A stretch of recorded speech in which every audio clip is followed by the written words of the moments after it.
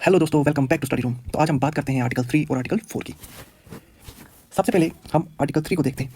Article 3 parliament को power देता है कि वो एग्जिस्टिंग स्टेट को रीऑर्गेनाइज कर सकता है। पार्लियामेंट न्यू स्टेट बना सकती है, स्टेट को यूनाइट कर सकती है, किसी स्टेट के एरिया को इंक्रीज या डिक्रीज कर सकती है, बाउंड्रीज चेंज कर सकती है और स्टेट्स का नाम भी चेंज कर सकती है। अब इसका हम प्रोसीजर देखते हैं। आर्टिकल 3 का बिल इंट्रोड्यूस करने से पहले प्रेसिडेंट की रिकमेंडेशन कंपलसरी होती है। प्रेसिडेंट इस बिल को कंसर्न्ड स्टेट लेजिस्लेचर के पास ओपिनियन के लिए भेजता है, लेकिन यहाँ पे ध्यान रखिए, स्टेट लेजिस्लेचर की ओपिनियन बाइंडिंग नहीं होती। पार्लियामेंट स्टेट की ओपिनियन को एक्सेप्ट, रिजेक्ट या इग्नोर भी कर सकती है, इसलिए स्टेट की कंसेंट यहाँ पे मैंडेटरी नहीं है और फाइनल अथॉरिटी जो होती है वो पार्लियामेंट के पास होती है। अब हम यहाँ पे कुछ इंपॉर्टेंट केस देखेंगे। जैसे हमारे पास बीरोबारी यूनियन केस था। इसमें क्या हुआ था कि सुप्रीम कोर्ट ने कहा था कि इंडियन टेरिटरी को फॉरेन कंट्री को सीड करने के लिए आर्टिकल 3 सफिशिएंट नहीं है, इसलिए आर्टिकल 368 के अंडर कॉन्स्टिट्यूशनल अमेंडमेंट रिक्वायर्ड है। अब हम आते हैं आर्टिकल 4 पर।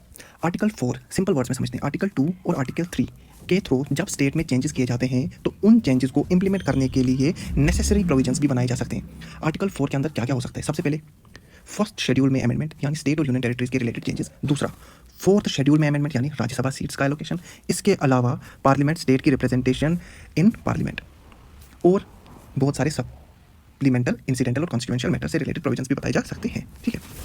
अब आर्टिकल 4 का सबसे इंपॉर्टेंट पॉइंट, आर्टिकल 2 और आर्टिकल 3 के अंडर बनाए गए लॉ आर्टिकल 368 के अंडर कॉन्स्टिट्यूशनल अमेंडमेंट नहीं माने जाते, इसलिए इसके लिए हमें सिंपल मेजॉरिटी सफिशिएंट होती है और इसी वजह से स्टेट रिऑर्गेनाइजेशन का प्रोसेस रिलेटिवली फ्लेक्सिबल है। अब लास्ट में एक इंपॉर्टेंट पार्ट याद रखिए कि India is an indestructible union of destructible states. इसके साथ हमारा जो पार्ट 1 है कॉन्स्टिट्यूशन का वो कंप्लीट हो गया है। अब हम अगली वीडियो में पार्ट 2 को समझने की कोशिश करेंगे। ठीक है, that's all for today. Thank you, all the best.